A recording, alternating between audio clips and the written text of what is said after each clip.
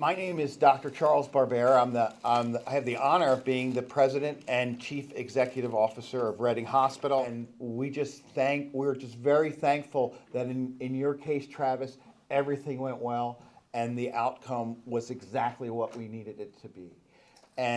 But I would say this doesn't happen by accident.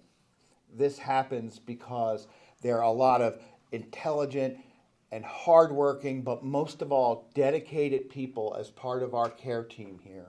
And that goes really from everyone, from Zach and your crew with Reading Fire, up through the rehab hospital, and Dr. Cortez in the operating room, the nursing units, Amanda, the intensive care unit, the support shown by family and by coworkers.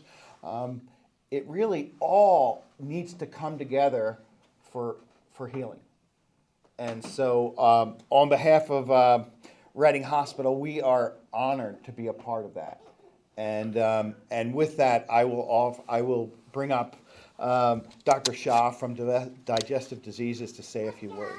Thank you, Chuck. I think this is the day we were all waiting for, to get together and have our small celebration here. I wanted to, on behalf of Digestive Disease Associates and Berks Center for Digestive Health, we wanted to extend our heartfelt gratitude for everyone that was involved in care of Travis and Stacy, because without having that entire team, this day would not have been possible. So truly, this is our work family, and you guys treated them like our family.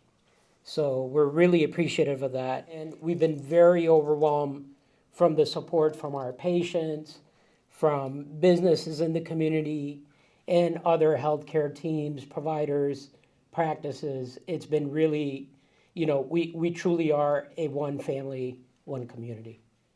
Thank you. We can't wait to have you back, buddy.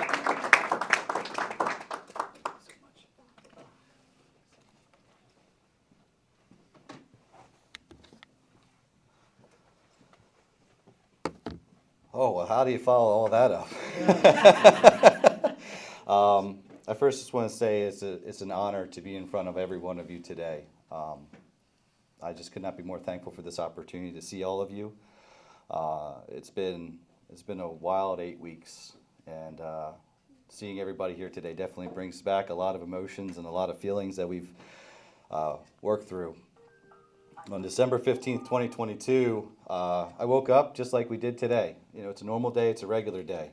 Got to work and was able to start just being a part of the amazing team that I get to work with. And I didn't know at that time that in an hour and a half, my life would change forever.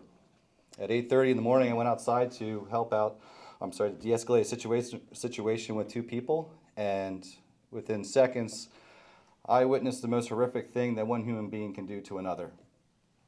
I sat there and I assessed the situation and the horror, and I realized that I sustained a life-threatening wound to my chest. And at that moment, I called 911 and put it on speaker and put my phone next to me. And within moments, the team from Berks Center for Digestive Health was out the door, helping me, providing pressure to my wound, IV access, holding my legs up. I remember saying to them that I was having difficulty breathing. And with everybody around and people rushing to the scene, nobody was yelling or screaming or pointing. It was just everybody working together as a team. And they responded to me and they told me, hey, we're doing everything for you, buddy. We're here for you. And that gave me comfort knowing that I was in such great hands. You guys held me together until the EMS team arrived and they loaded me in the truck. And I remember running down the road and hearing the sirens going. And yet again, the team was calm, speaking with dispatch, providing life-saving procedures to me to keep me alive until I got to Reading Hospital. Once I got to Reading Hospital, we rushed to the doors of the emergency room and met the trauma team in the trauma bay. Once again, providers from all levels, people swarming me to assess the situation to try to figure out what's going on. And once again, nobody was screaming, yelling, pointing fingers. Everybody just working together, step by step, to figure out where the injury was. Quickly, the team realized that my wound was inside my chest and I needed to go to the OR for emergency surgery, at which time I was transferred to the OR. And the OR team opened up my chest and we were able to stop the bleed that was causing my injury. I was then sent to the ICU, where I was met with another team from Reading that provided excellent, aggressive approach to care, making sure that I got everything that I needed. They included my wife, which is incredible because not a lot of health facilities right now do that. They don't include family. But you guys included my wife in every step of the care, which provided her with the calmness of knowing that I was getting everything that I absolutely needed to survive. I was extubated in the ICU, and the team continued to provide aggressive care, getting me out of bed, getting me walking, putting my future first, until I was out of the ICU to T5 and discharged 6 days after this horrific incident. How do you describe all that, you know?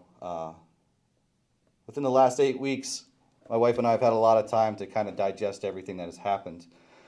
And we've talked to a lot of friends and family and you know, just wondering questions and asking what, you know, the whole situation.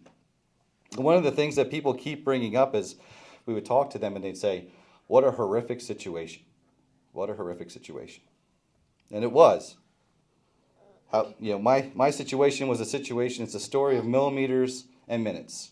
That there's shrapnel that was millimeters away from important structures in my body that if they just would have leaned one way or another, I wouldn't be here today. And I had minutes before my body was going to run out of blood. But even though that's the part of the story that people always bring up, in the last 8 weeks, seconds, minutes, hours, days after the injury, we saw the best of hundreds of people. The absolute best of hundreds of people. We knew that day that God had me there for a reason, just like he had every single person in this room and the people that weren't able to attend for a reason. Because this team of people was willing to put away every difference, issue, distraction away in that moment to focus solely on taking care of somebody in their community. And that's what we want to stress to the people when we talk to them about this story, is that it's not a story of a horrific thing that happened in a beautiful little town. That it's a story of an amazing community coming together and putting every difference aside to make sure that one person got everything that they needed to survive. And for that, I get to stand here today. My 3 children have a father, and my wife has a husband, and I have my life. And I wish there was a more powerful word than thank you, because we use it every day and it's so often we use it, but it's the only word that I can think of to say to all of you is just thank you. Thank you so much for everything that you do. You know, we think about this could have happened anywhere else in the world, but it happened in Wyomissing, right next to Reading Hospital, with the team that's here today. And it's just, I just can't thank all of you for doing everything that you did. And I'd just like to give you a round of applause to thank every single provider in this room. Thank you guys so much. And thank you for your time. You know, whenever you have a shooting, it's something very serious, and we take our job very, very seriously. So obviously we hurried, we moved as fast as we could, and we rendered care as quickly and as efficiently as we could. And we were told that the scene was cleared by police, that we were safe to go in. We rely very heavily on the police to make sure the scene's secure for us, and that we're not going to, roll in anything that could potentially get us hurt as well. I've dealt with several shootings over the course of my career. That was definitely different, having multiple patients like that. And with having healthcare providers already on scene, beginning to render care ahead of time before we got there was actually very helpful. This is a wonderful opportunity. We certainly don't get to see this very often. And to have somebody who is not only recovered, but recovering well, and is very thankful for the service we provided. We don't do it for the thank yous, we don't do it for the recognition, but to know that he can go back to his family, go back to his kids, it means a lot to us. It really is a very special thing for us.